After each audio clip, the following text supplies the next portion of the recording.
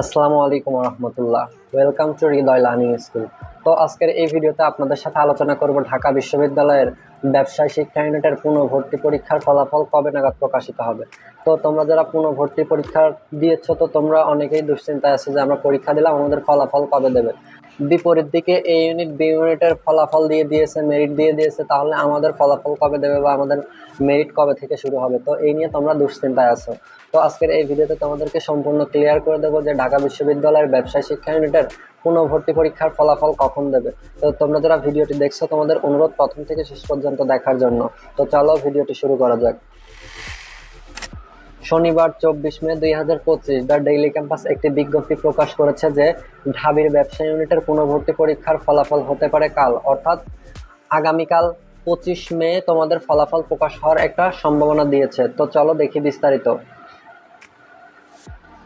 ঢাকা বিশ্ববিদ্যালয়ের 2024-25 শিক্ষাবর্ষের ব্যবসায় শিক্ষা ইউনিটের পুনর্ভর্তি পরীক্ষার ফল আগামীকাল রবিবার অর্থাৎ 25 মে প্রকাশিত হতে পারে।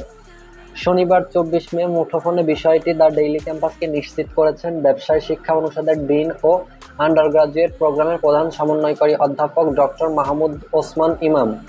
তো তোমরা দেখতে পারলে যে আগামীকাল তোমাদের ফলাফল দেওয়ার সমূহ সম্ভাবনা রয়েছে, এটি ডেইলি ক্যাম্পাসকে নিশ্চিত করেছে তোমাদের যে ভর্তি কমিটির সমন্বয়কারী ছিল অধ্যাপক ডক্টর মোহাম্মদ ওসমান ইমাম।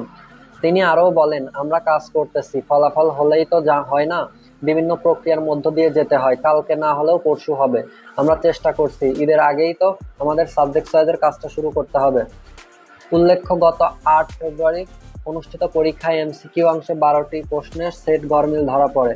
এই গরমিল সমাধান দিতে পারায় 20 এপ্রিল পরীক্ষার ফল প্রকাশের উদ্যোগের বিরুদ্ধে কিছু ভর্তিচ্ছু আদালতে রিট করেন।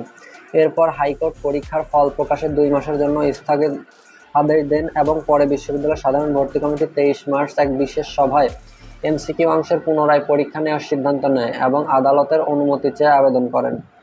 জানা যায়, প্রশ্নপত্রের ত্রুটির কারণে আদালতের নির্দেশেই পুনরায় পরীক্ষার সিদ্ধান্ত নেওয়া হয়েছে।